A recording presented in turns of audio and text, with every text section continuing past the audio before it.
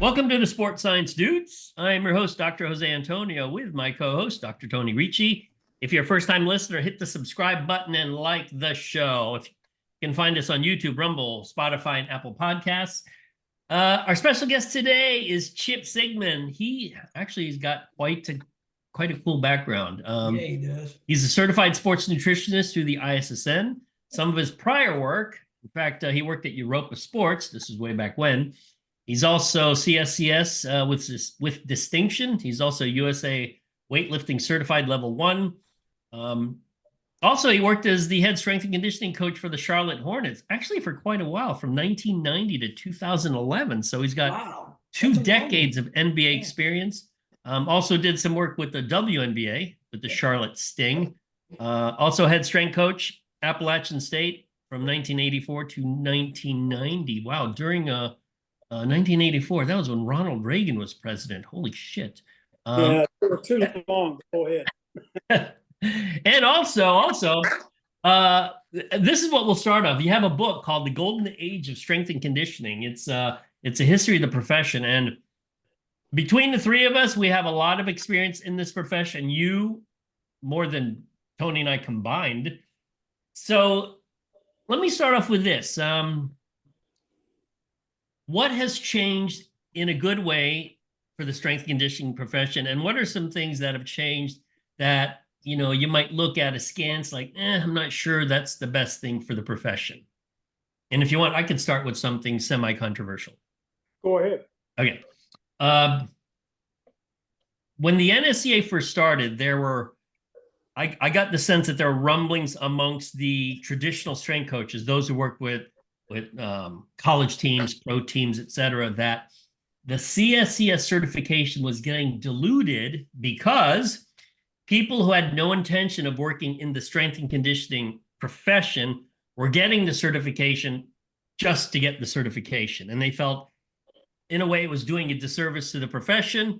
What are your thoughts on that? Bingo. Great, Doc. And you're exactly right. The NSCA came about in 1978, mainly because of football. Mm-hmm. Now, every profession known to mankind has had an evolution, okay? Everything, every sport, every profession. And the NSCA did too. I remember going to the first convention in 79, I believe, that I went to in Atlanta. And so, and it just grew. And it was all football coaches. It was all football strength conditioning coaches. But I got to back up a little bit because a lot of them worked with all teams. But now you've got strength conditioning coaches at the collegiate level. They just work with football. When I went to Appalachian State in 1984, I worked with every sport. Mm-hmm. And I can tell you a little bit about that. But now, and people got disgruntled because the NSCA went to every sport. I've got in my back, I'm here in my garage, guys, where I'm getting ready to have a baseball player at 5:30. But so the evolution of it. But you got now on the front cover of the NSCA, they had a paddleboard player. No lie. I love paddleboarding. I do too. Listen, it's a great sport. I trained 2 paddleboards. Oh, wow. I've trained every sport, Tony. We can talk about MMA. I've trained 2 trainers there. Tony, I really liked your conversation with Brandon Harris about a month ago, I guess. We can talk about that. But so the evolution of the sport now, then they went off and created the college strength conditioning coachless specialist. So they have one there. And listen, I like both. No guys on both sides. Mm-hmm. So what I like about it, Doc, so that's the evolution. It's come so far. And really, it can't, the collegiate is just college sports and college football coaches. So you've only got so many guys that can enter, and your money coming from there. The NSCA now, my goodness, you've got tons of strength coaches. Now, I'm going to be honest with you guys. I went to go speak at Gardner Webb. I'll speak at Furman University at the end of January. But let me tell you something. I try, because this profession is so competitive and so demanding. We can talk about that. Mm-hmm. I try to talk people out of being a strength conditioning coach. If they still want to be a strength and conditioning coach, then I'll talk to them. So it's so demanding. Guys. Chip, just a quick question. When you say talk them out of the profession, are you talking about, like, for instance, the students Tony and I have, typically their view of it is they're either working in college or the pros, Mm-hmm. which is a very narrow view of strength and conditioning. Are you talking about those specific avenues? Yeah, yes. And okay. Just listen, I say that tongue in cheek. Mm-hmm. Because listen, guys, you got to be ready for 24/7. When I was with the Hornets in season, there was no off days from October until the playoffs were done, if we were fortunate to go that far. Very demanding. If you got to think about getting married and have kids, or have a wife that can do many jobs, a nurse or something, or teach in school, because it's very, very demanding as far as family. I had a great wife and met her at Appalachian State when I was a strength conditioning coach there. And so she was getting her master's doctorate in exercise science under Michael Stone. Okay. And so it's so demanding, that the 24/7, so much pressure. When I left the Charlotte Hornets, I didn't really realize, and I've talked to Jerry Palmieri about this, strength conditioning coach with the New York Giants. We were at University of North Carolina together. You don't realize how much pressure you're under when you get a call. I'm on the West Coast for 2 weeks, and I get a call at 5 o'clock in the morning from our general manager saying, Chip, what's wrong with Matt Geiger's lower back? Mm-hmm. It's 9 o'clock, 8 o'clock at Eastern Standard Time. I'm on the West Coast in Portland. That's how demand. But every job, I mean, there's pressures, and hey, you got to embrace that pressure. That's what it's all about. Another thing, Doc, when I started Appalachian State, and I'll go into the book if you want, but I went nothing, no money. I went for free, and we'll talk about that. But I can back up a little bit and go there. But in my first, when I went full time, it was $21,000. $21,000. Now I went to Appalachian State. Mac Brown, who coaches head football coach in University of North Carolina Tar Heels, he said, Chip, we can't pay you. We'll give you room and board. They put me on a little room under the field house where the referees dressed for game day. I had a little shower. The assistant AD got me electric heater. It's cold in Boone, North Carolina. Now that's where I graduated from. So in 1978, and so that school meant so much to me. And then I got training table, and I worked with all sports. The weight room was down in a basement, a dungeon. No lights. No windows for light. And so it was an all-day thing. I would go at dark. I would leave at dark. Mm-hmm. But that's what's the sacrifice. I remember my mom and my sister came to visit me, and they both started crying. Said, Chip, you can't live here. You can't do this. I said, Mom, Dad, we've all been there. I said, hey, just hold on. Everything's going to be fine. And those are the sacrifices that you've made, Tony, that Doc, you've made, that we all have to make. Yeah. So, but it's been so rewarding. But the pay at Appalachian State, the guy may be making close to $200,000, mm-hmm. and Matt does an excellent job. But those are the changes that have been made in the evolution of the profession.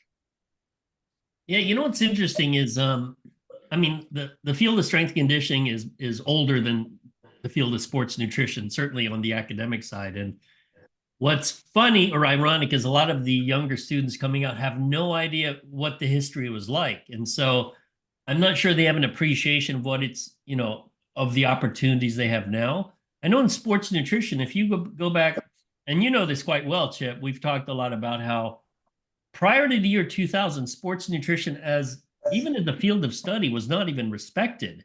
Yet we all know, working with athletes, how important sports nutrition is. So just from the year 2000 to now, sports nutrition has undergone a rapid evolution.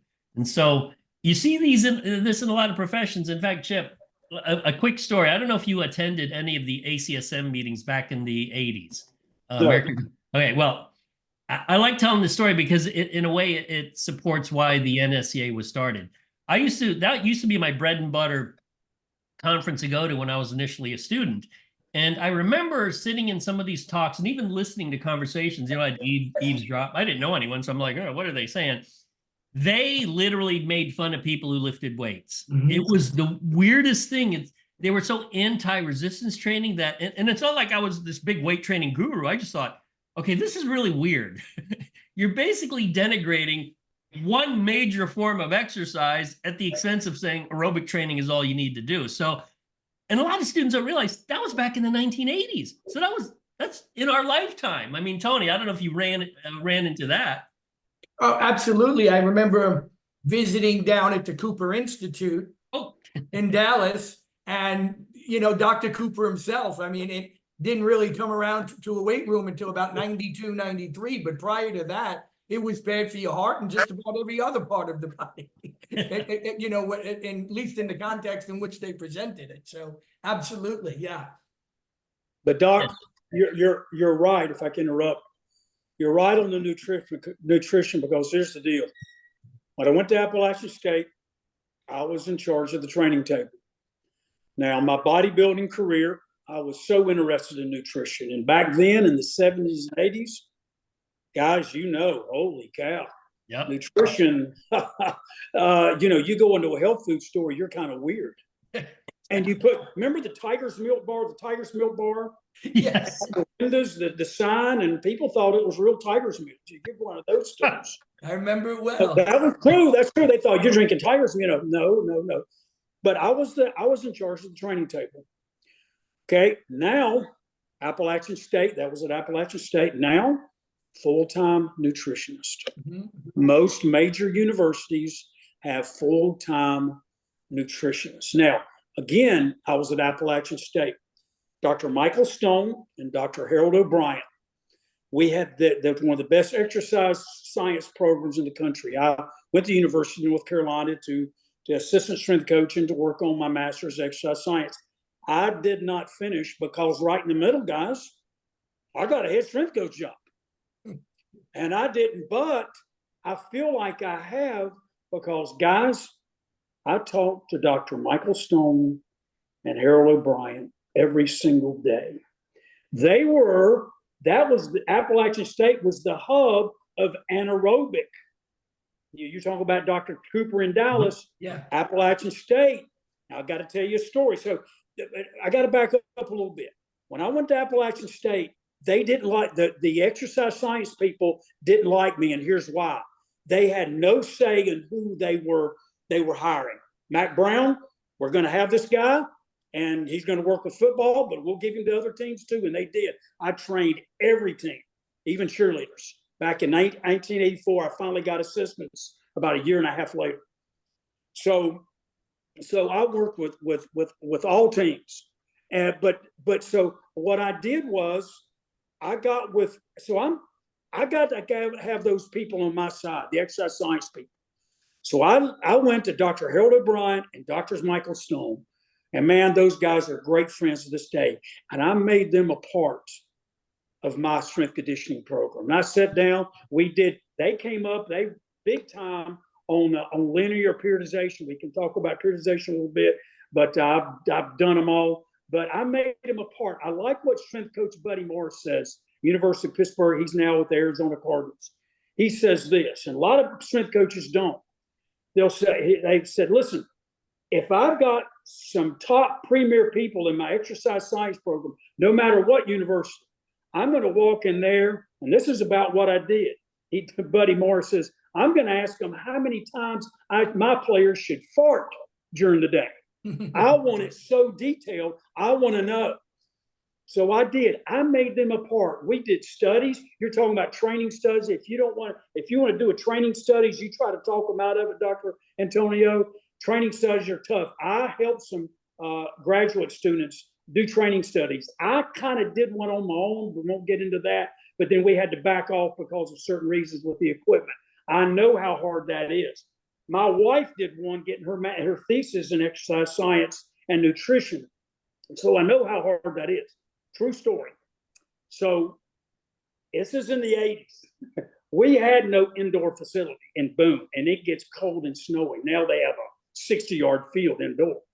I trained the football players in the balcony of varsity gymnasium on hard concrete. We had to back up the bleachers and we ran them. I practiced 40-yard dashes. We did our vertical jumps against a cement wall, tapping the chalk and But so remember, this is the age of the aerobics and the Jane Fonda aerobics. Mm-hmm. Well, I thought I was doing pretty good. So I got some pretty attractive young ladies to come work our guys on aerobics. And we did classes for a certain amount of time. On our off days, those are our conditioning days, I think 2 days a week. Well, I got a call in from here. I said, Chip, Harold O'Brien, Dr. O'Brien wants to talk to you, because I don't think Stone had gotten there yet. And he says, Chip, you know, I heard you're doing aerobics. I said, yes, Doc. And I told him why. Listen, we got to keep our kids active. I don't have a place, just something to do. And a little different change of pace. He says, well, you know, your squat, your lifts are going to go down. Your power is going to go down. I said, yeah, Doc, I kind of thought about that. And you know what, guys? Our power went down. Our benches went down. Our squats went down. Our cleans. And I cut it off. Mm-hmm. So I was in the age at Appalachian State. You're talking about anaerobic studies. I was right in the middle of it. But I got a funny story. Dr. Stone, I've seen, his office was right upstairs in the classroom. I've seen him do the Krebs cycle without notes on the board. I mean, just incredible. Every student's nightmare. Yeah. Holy cow. But Dr. Stone, because Dr. Antonio, Michael from LSU. So he would come down after class and he would do his snatches and cleans. In fact, he really helped me perfect my cleans. And he would do his snatches and cleans with his Olympic weightlifting suit on. He would go up there and teach upstairs with his weightlifting suit on and come back down and finish his workout. So I got real close with Dr. Stone. We collaborated on the contrast complex post-activation potentiation article or clinic speaking at the NSCA conference. I'll do the same thing at Furman University end of January. Interesting. So just say that again, Chip. He'd have like his Olympic weightlifting singlet on, and then he'd go teach class with that. And then come back down and finish. Did he have Olympic weightlifting shoes on too? Oh yes, everything. And Dr. Stone, now listen, I love the man you wear, so he wouldn't mind. That's how close. Dr. Stone was getting his divorce around that time, and Michelle, my wife, she was up getting her master's in exercise science, and she would walk by, and we would talk, and my assistants would say, Chip, I would kind of find out her intentions. Well, her intentions was to marry me, and she did. And so we would take Dr. Stone on our dates. And so we talked exercise science, and so I feel like, I've got a pretty good handle on some things. And I remember after we collaborated, if you collaborate with Dr. Stone on something, there's no way he's going to tell you. If he does, great job, or something. My wife knows, very seldom.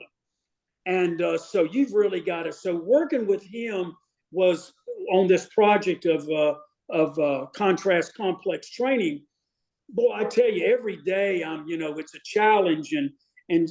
But when I spoke, there was about 2 or 3 PhDs in the audience that had written on complex and contrast training. And Travis Triplett, the first woman president of NSCA, is there, and some other PhDs, can't remember our off name. And of course, Dr. Stone is the authority on contrast complex training. And so it was a challenge. But Doc and Tony, I'm 68 years old. I still have that passion to learn. Guys, I don't think I've missed any of your programs. I'm always, every morning at breakfast, I'm listening to something. I'm listening to you guys. I'm listening to something in nutrition and sports science. And I told the people just a couple of weeks ago at Gardner-Webb University, and Dr. Jonathan Ahern does a great job. He's always helped me with studies and so forth. But I tell them, if you don't have the passion, and I tell them this, you have to be, and guys, you know this, you've had to do it. You have to be, and I say this you have to be relentless and ruthless in your pursuit of excellence every single day. Now, I don't mean ruthless to other people. Now, I don't want to talk about that. But you have to be, your people, your students, Doc, this is not easy. You have to do the things, you have to train your mind to do the things that you don't want to do. To study when nobody else is studying on a Saturday night. So do the little things, but you have to be relentless and ruthless in your pursuit of excellence. And believe it or not, guys, I still have that. Mm-hmm. And if I don't know if I'll ever retire. I enjoy what I do.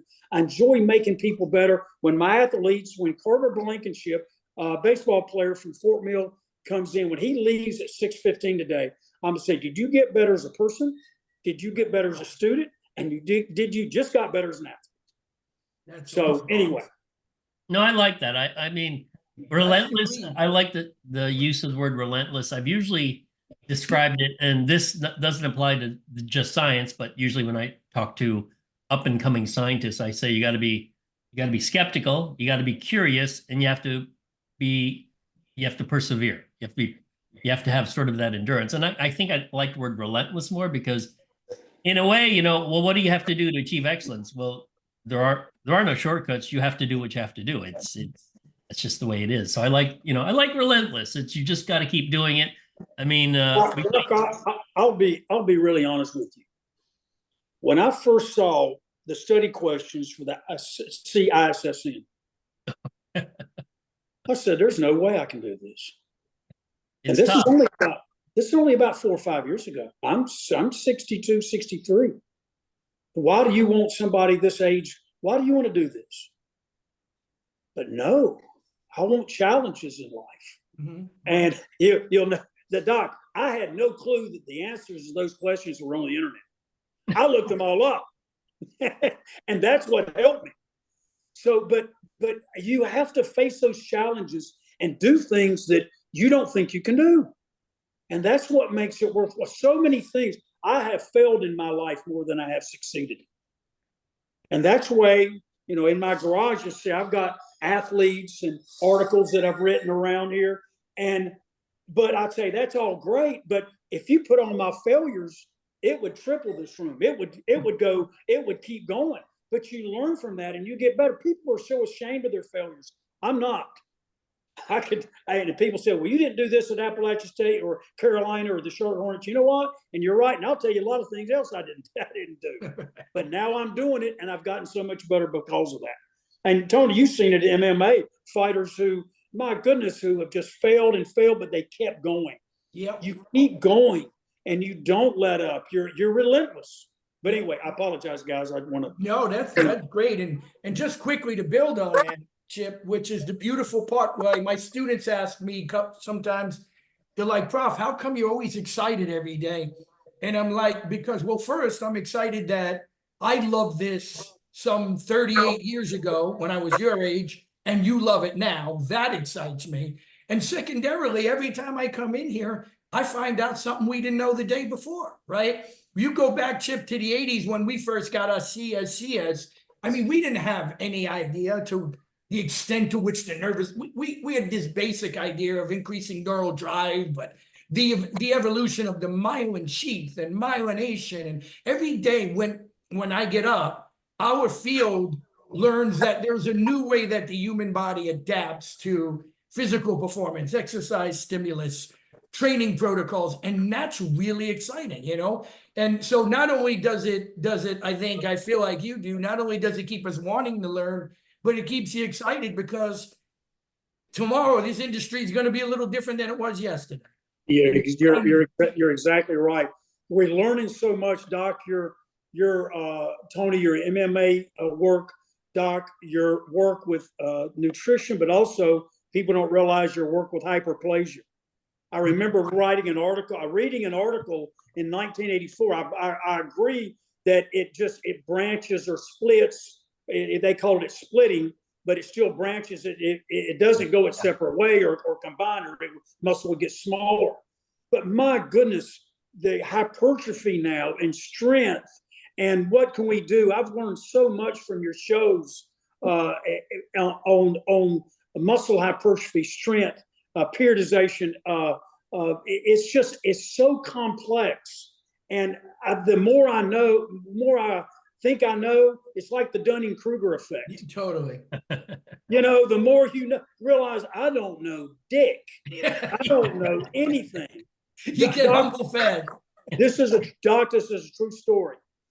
If you're not humble, you're not serious. Oh my goodness. And you two guys are so humble. I'm not PhD. You've had non-PhDs on most of the time, and you kind of play that down. Guys, let me tell you something. Never apologize for success, because in today's society, that's what I want us to do. I would be very proud of that. But I remember the ISSN convention one year in Clearwater, Doc. There was a guy there, handsome guy, and he was talking, and all the women were around him. But I tell you what, and they were listening, and I did. But he was spouting out some things that were incredible. But he said something I'll never forget. He said, in this profession, guys, and he was very, very knowledgeable. And back then, I just kept my mouth shut, because, and now I go and I can keep up with most stuff. But he said something I'll never forget. And I knew it, but it just reinforced. But he said that, listen, he had his Ph.D. And he said, but guys, let me tell you something. I know nothing. Mm-hmm. I don't know anything in this. And because that does keep you humble, it keeps you wanting more and more and more in this profession. So that's, if you don't have the passion, then it's time to leave. Yep. Yeah, learning is like you're just peeling an onion that's endless. You just keep peeling layer after layer. And it's so true. You start studying a field, and even a subset of that field, and you're like, okay, I think I learned a little bit, but now I've opened up a door to something that I know nothing about. So I want to segue a little. A lot of people realize you had a pretty interesting bodybuilding career. Just a few things I want to mention. In 1981, you were the Lone Star Classic overall winner. This was Fort Worth, Texas. You were Mr. North Carolina in 1977. You're Mr. Southeastern AU 1978. And the reason I bring up bodybuilding, and I want you to eventually go tell the story about how Joe Weider wanted you to stay in California, but let's hold off on that for a while.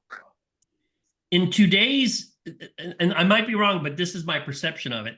It seems like most of the quote research done in looking at muscle hypertrophy or resistance training, it tends to be a bodybuilding centric view of the world versus a performance centric view of the world. And I know in sports nutrition, people who study, they're interested in muscle protein synthesis, gains in lean body mass. It's almost always from a bodybuilding standpoint, when in fact, most people who perform a sport are not trying to bodybuild. So talk a little bit about, sort of the dichotomy of most sports you're not bodybuilding per se, you're trying to perform a task. And then you have bodybuilding. And bodybuilding has such, and it's great. Bodybuilding's great, but it's had almost too much of an influence on resistance training or strength conditioning. Doc, I'm a former bodybuilder, and I still do bodybuilding on my workouts. I would totally agree. with that.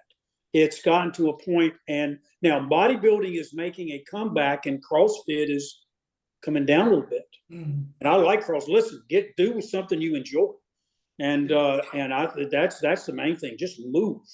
But you're exactly right. There is in my workouts. I remember in Appalachian State. I got to think back. I just don't want to. I want to think about this. When I went to Appalachian State, and I accepted the job. Mac Brown and his assistant, John Polaire, were standing there, and I said, don't worry, guys.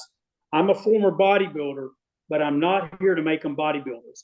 And John Palermo, the assistant football coach, said, I am so glad to hear that. Mm-hmm.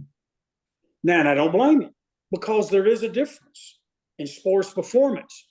Here's how I structure my workouts. And I got this from the guys at Mass. I was listening to a podcast, and because I had done Westside, I had done the dynamic, I had done the strength days, the dynamic days, the explosive days. Here's what I do, and not everyone, because guys, I just had a lady in there this morning, 66 years old, get a PR on a sumo deadlift, 100 pounds for 5. Damn. Yeah, and go. I will do it at the end. My Instagram, she's going to be on there, but I've got others. I'll post her tomorrow morning about Sigmon Sports on Instagram. But so I lay it out as this. Your first day is going to be hypertrophy, okay? Your second day is going to be explosive. Okay, your contrast, complex, snatches, cleans, your explosive movements, push press. Then your third day, not 3 days in a row, it's split now. You've got 2 days in between, is going to be strength. You don't want to do hypertrophy before strength. That's going to get you sore. Your explosive works, and you got a day of rest is not going to hurt. Now, I will say that most strength conditioning coaches do have a hypertrophy day. There were hypertrophy blocks in their periodization. It is important, but you've got to have those strength days. You've got to have those explosive days. Remember, I learned this in 1978, the old SAID principle, specific adaptations to impose demands. And whatever those demands are on that sport, you better have exercises and heighten those demands. MMA, I've trained in Europa, two fighters, Tony, and they were both women. And what I did was, okay, the specific adaptations, there's really no that much hypertrophy involved. There may be a slight in the training, but I'm going to do maybe 5 reps of cleans. I'm going to go over the Jacob's ladder, and you're going as hard as you can for 30 seconds. You're going to come over and you're going to do weighted kicks, ankle weights and you're going to kick with that. Then you're going to sprint, and you know what I'm talking about, Tony. And that's just one facet of the program. But you got to place demands, whatever that sport entails. You've got to put demands on whatever that sport demands. And kind of maybe screwed that up there, but you know what I'm talking about. You got to put demands so the body will adapt. And you try to get it not to adapt, so it's always progressing. Yeah, and Tony, you've mentioned how obviously in MMA you can't, because of the weight classes, you can't really afford to induce hypertrophy because now you're moving up a weight class, which is what you're trying to avoid. Yeah, exactly, Joey. And to Chip's point too, like listen, hypertrophy is just an effect. It can come as we know and as we're learning, right? There are multiple rep ranges and loads that can induce it. It's very genetic, but it's never a goal. I can't mitigate it in terms of if I'm trying to elicit the necessary stimulus that will induce, to what Chip was talking about, greater rates of force production or greater strength, right? Though that's going in some body types to induce hypertrophy, and I have to let it go. I can't mute it. But certainly it isn't really an objective in MMA training, except maybe in areas such as the neck and the traps or something along those lines. But we don't really have that hypertrophy phase. Anything that we do, if hypertrophy is the end result of that given stimulus, we allow it. You know, in a weight class sport, it's usually not an objective, right? Tony, you said something so important: the high rate of force production. Yeah. And boy, you got to have that in the last minute of that 5th round. Absolutely, Chip. You've got to have it. And now football, it's no huddle offense. You've got to have that power and that force production on that 4th quarter. You know, you've got to have that in an NBA game or collegiate basketball game. So that is critical. Yeah. Especially, well, if the sport demands that, you had better put it in to your program. You got it. And training replicable power is not easy. It is very challenging. Is that kick just as hard in the last minute? Is it what it is in the first minute? Exactly. That's all. If it is, you've got an athlete. Yep, you got that right. Yeah, it's interesting. We're talking. I mean, I think I would classify those as power endurance sports. Yeah, You got to do a repetitive movement, but high power, high velocity. I do have a question. Let's take the other extreme, Chip, and tell me your philosophy. So let's take. We know that resistance training improves running economy. So we're talking about distance runners. How would you approach them? Because clearly for them, hypertrophy, you don't want hypertrophy. You're not really developing power. Running a PR in a 10K race, I mean, you're talking world-class guys are doing it well under 30 minutes. It's primarily an issue of cardiac output. So what's your philosophy in terms of resistance training for, the elite distance runner or the elite cyclist or the elite distance swimmer? My brother is an elite cyclist. And we talk about him. We talk about this all the time. Now, again, it got to back up a little bit. Most distance runners and most cyclists are what? Well, they're slim. They don't carry a lot of, because of the demand of the sport, they don't carry a lot of muscle. Now, look at your Olympic sprinters. Half of them could be bodybuilders. Yeah, right. That's how it is. So your distance runners, they don't have a lot of muscle because of demands and the caloric expenditure of that. Your cyclists too, boy, especially cyclists. So you got to be putting down a lot of calories. I believe here, I'll get off track a little bit. And protein, I think you got to have just as much protein as a distance runner, cyclist, you do a bodybuilder. Yep, because I agree. You're going to lose muscle. You're going to lose it.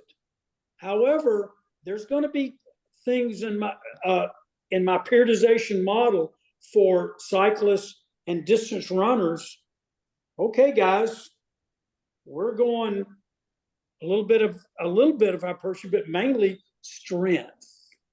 I want you strong for that last quarter mile to mile, and strength is not a big component. But let's say that my knees have been hurting because I've been running on that pavement. When I assisted with physical therapy at Ortho Carolina after I left the Charlotte Hornets and before I went to Europa. We got people, their knees all the time. I've been running. Well, it's on concrete. We got to get those knees stronger. They can take that pounding. We've got to get the hips stronger. We have, as Brett Contreras said, one of your best programs, you've got to get those glutes stronger. For especially runners, it's all hips. It's all hips and runners. Cyclists, it's all hips. So strength is a component of their sport. So you got to put that in there. And now it's not all the time, but you've got to put it in a certain intervals. I have a question about squats, Tony. I didn't know if you wanted to follow up with that, but I had one on. No, just they spot on, perfectly articulated, and just to close it out, I mean, it's kind of a chicken to the egg thing, as I always say to my students. And Chip was referring to the different structures, the different size, right? Are you born looking like Usain Bolt in order to run like that, or does running like that make you look like that? And the answer is yes, right? It's a little bit of both. And to Chip's point, these elite endurance runners don't carry a lot of weight. Probably wouldn't carry a lot of weight, and that's part what makes them elite. But they do still need that lean tissue preservation, strength, and good protein. So I just thought those were outstanding points. Yeah. Yeah, I have a question, Chip. There's in the strength and conditioning community, there seems to be a subset of strength coaches that sort of have a favorite exercise or an exercise they don't recommend. For instance, I think Mike Boyle says he doesn't have anyone do squats, back squats. There are those who say all athletes should be doing snatches and cleans. And, I don't know if you want a distance runner doing snatches and cleans because it's such a technical movement. Are there things in terms of the philosophy of strength and conditioning that you've seen, sort of globally among strength coaches that you're like, wow, that's really strange. I don't know where that came from. Or, wow, that's a great idea. I have not heard of that. Yeah, and great question, Doc. You had oh gosh, who was it? You talked about the different fads. And was that Bob? Bob Alejo? Yes, Bob's a good friend. I can't remember, but it is kind of that where this is the lift of the day, a lift of the, the week, or the lift, this time is for snatches or cleans. It's kind of what, if you're going to believe in something, and I've changed a lot, but I do believe there are certain times for snatches and cleans in some athletes. Now, I believe at Buddy Morris, the NFL, it's so demanding, and you get to that point, do you really need the snatches and cleans? Mm-hmm. I'm not an NFL strength coach, never have been. I'll get to that if I was ever there. In the NBA, I would have players like B.J. Armstrong from the Chicago Bulls. Okay, he came and Al Vermeil was the strength coach. He did snatches and cleans. Michael Jordan didn't do them. B.J. Armstrong did. I knew how to do those, and I coached him. But other players, I did not. Mm-hmm. Yeah, I'll ask. In my business, guys, in the summer, I get a lot of collegiate athletes. I'm not your strength coach, guys. Give me your program that strength coach that does for you, that summer workout. That's why I have a pretty good relationship, with most of the strength, all the strength coaches, because I'm going to do what they want me to do, and I'll call them up. And basketball player just had from the University of South Carolina his weight and the nutrition there for him. So I hope you've got to determine what your philosophy is. But I do this, Doc and Tony, the benefit to risk ratio. You better know what the heck you're doing. Yep. I had a 66-year-old lady in here deadlifting, sumo deadlifting, five reps with 100 pounds. I better know what the heck I'm doing. Right. You can't get anybody hurt. And the good thing about it, in the NBA, I never had somebody come, well, Chip got me hurt, and go to the general manager. Because, boy, I took every day so seriously. You bet, whatever philosophy, if you like the cleans, if you like the deadlifts, if whatever there is. I know Brett Contreras talked about the big six movements, and I agree with that. You better know that this is what I do. This is what I do. This is why I do it. And Chip, what are your top movements? Brett has his big. What would be the ones, sort of the fundamental movements that? And I guess let's stick to power endurance athletes. What would the fundamental weight training movements be? Yeah, and I would have to, Doc, agree with Brett a lot on those. Now, I do the snatches and the cleans.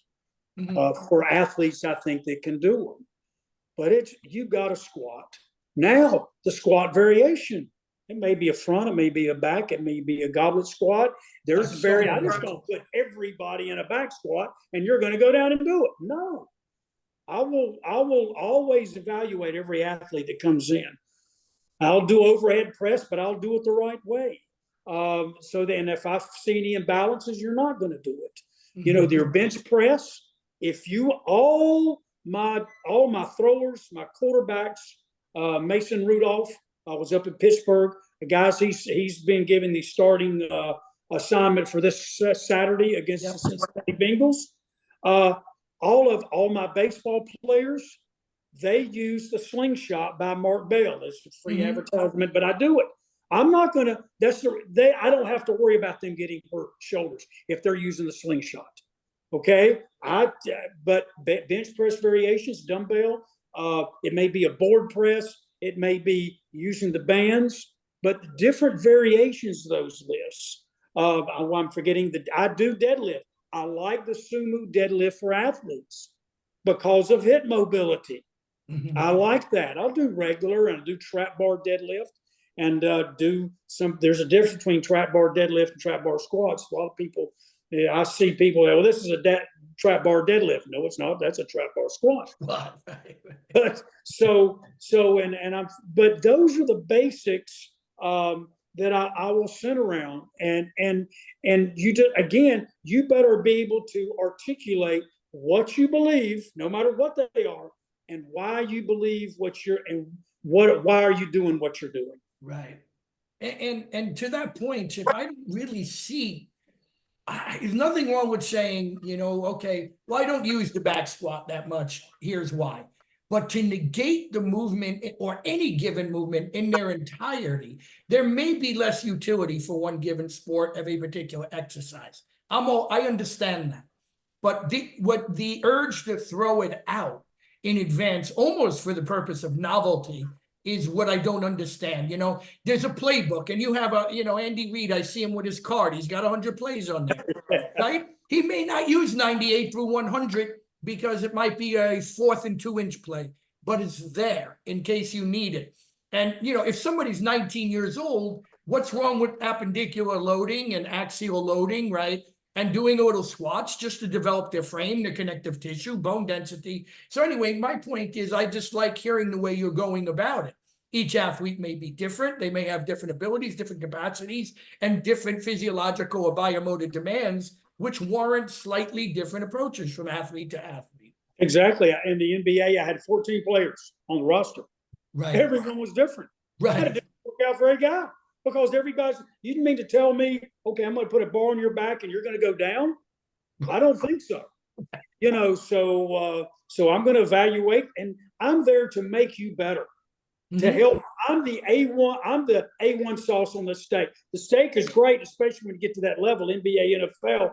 That A1 sauce just puts a little flavor. And that's what I'm there to do. For mobility, I tell players, the key, and when you get to that high level, NBA and NFL, it's mobility. Yeah. It's mobility first. You got that flexibility, but I'm really big on mobility. When my athletes will come in, first, we're going to spend 15 minutes on flexibility, but also on mobility is key. Right. Chip, we're running out of time. So 2 questions. One's kind of a fun question. Yep. That would be how you train yourself now and how it differs from, let's say, 30 years ago. That's the first question. The second one is, what supplements do you recommend for your personal training clients? So how do you train? How has it changed in the last 3 decades? I knew you would ask me about the supplements, Coach. You do that with everybody. I've listened to all of them. And I got to say something when we finish, so give me about a minute. I bodybuild. Doc, there's nothing more than that weight in my hand. Every Saturday morning, I still get up. I got up at 4:00 this morning, 4:30. And I'll get up on a Saturday morning and have a bowl of oatmeal with protein on top, or raspberries. And then I go train legs. And I still train them intense. I've had some surgeries, told you about my elbow and things like that, and blew that out. I've had shoulder hemi in my shoulder. Shoulder's good as new. I can still squat. I can back out with 225 pounds. Damn, that's great. Not bad, my man. I deadlifted. Guys, listen, I deadlifted. That's how stupid I can be sometimes. I've deadlifted 3 on the trap bar, 310 for 10, and some German volume training. But the day before my tricep surgery, listen to this. The day before my tricep surgery, I just blew my tricep out and a reverse bench. The day before, because the tricep has nothing to do with it, my physical therapist went nuts. I deadlifted 250 for 5. The day before, because the tricep has nothing to do with it. Hell, you're going in for surgery, blow it all out while you're at it. But so I still like I still train five days a week. So I still like that bodybuilding, and then I will go some on squats, 5s or deadlifts, 5s for strength. And I'm getting back where I'm getting ready to bench now. So I'm still bodybuilding because I love the sport. That's great. Yeah. For what do I train some older people come to me. I train athletes, but see, I'm 60. I'm older than most of my clients, but I've got men coming in here that doesn't want to lose muscle. I've got women. I don't want to lose muscle. I'm as Stacy Sims says, I'm lifting heavy. Yeah, And that's what I'm doing to those. And just look it up on my Facebook. I'm going 5s with them, or 3s. I got Eleanor Rose, an 83-year-old lady who did a PR on a sumo deadlift, 70 pounds for 3, just the other day. That's awesome. So, but here's the supplements. I really, creatine, number 1. Yep. Now, Doc, I thought in my athletes and my personal training that this supplement would be up there to creatine. It's betaine. I thought it would. And Doc, now I've got 3 articles from the ISSN. You may be familiar with this journal, ISSN. You might be familiar with this. Slightly. 3 articles on betaine from it. And one is kind of not power, but it is favorable. I like what you say, neutral or positive. I'm going to take it. So I do like, betaine, but creatine, it's going to be fish oil, and it's going to be my protein, my whey isolate or my whey hydrolyzed. I like that a lot. And you're getting, 2.3, 2.4 grams per kilogram. And so I'm busting it. And if you want to take more, by all means do so. I have no problem with that whatsoever. But that's my big ones. If I thought another big one I like is magnesium. I think people that walk around that are sick all the time, they may be a little deficient in magnesium. Here's the deal, Doc. I know what I'm taking in the morning. I know what I'm taking at lunch, and I know what I'm taking at night before I go to bed. People won't do that. They'll think, well, how long do you take the supplement? Well, I take it for a week and I just didn't feel anything. No, you've got to know when. I know when I'm taking 5 grams of creatine wasn't anything for me. When I bumped it up to 10, holy cow, I'm a new person. So that's what I do. Guys, I know you said, Doc, this is the last show of the season, correct? That is it. Guys, I want to commend you.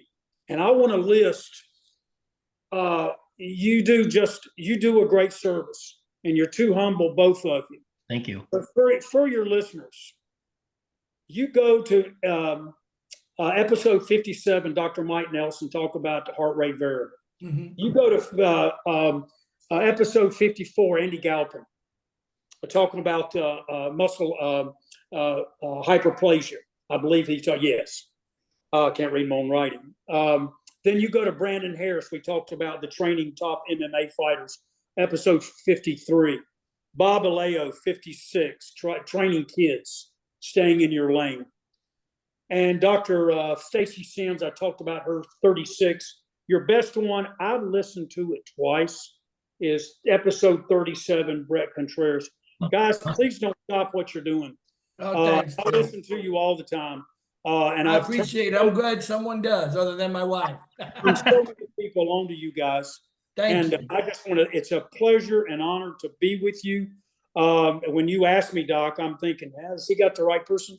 So it's a pleasure and honor to be with you. I can't tell you, it's something I'll remember. But you guys are doing just a great service. I look forward to seeing you guys hopefully this summer. My daughter, Sinclair, she lives in Miami. She's the vice president of Central Nutrition in Miami. Now, if I don't mention my other daughter, Sydney, she's the national. She does videos for weddings, and I want to do that. And of course, my wife has her master's in exercise science under Stone. And when I don't know something, I go to her. Guys, it has just been a great honor to be with you. No, pleasure for us, Chip. We really appreciate it and appreciate everything you've contributed to the industry, man. When I think of S&C and what I like about it, your name's always there, my friend. And I really appreciate it. Well, Tony, what you're doing, and both of you, I could go on and on and on. I won't. But both of you mean the world to this profession and to me. You know what, Chip, thank you so much. Your kind words are definitely appreciated. Hopefully we'll see you at ISSN next year. I'm planning on being there, Doc. Bonita Springs. Hey, your daughter, if she has an interest in attending, let us know. Yeah. She did 1 year, 2 years ago, because I went down there. Okay. And I visited her, and you were in Clearwater. No, Yeah. no, you were in Fort Lauderdale. Lauderdale. Yeah, so we were able to visit, and she says, no, but she had something come up with work. And so, yeah, come on, I can talk to Dr. Antonio. So you're so kind, guys. I cannot. And by the way, Merry Christmas, Happy Holidays to both of you. Here, same to you, Chip. Hey, Merry Have a great Christmas, one, Chip. my friend. Thank you for being on the Sports Science Dude. You are one hell of a dude. Thank you. You're the best, guys. Thank you. Thanks, Chip.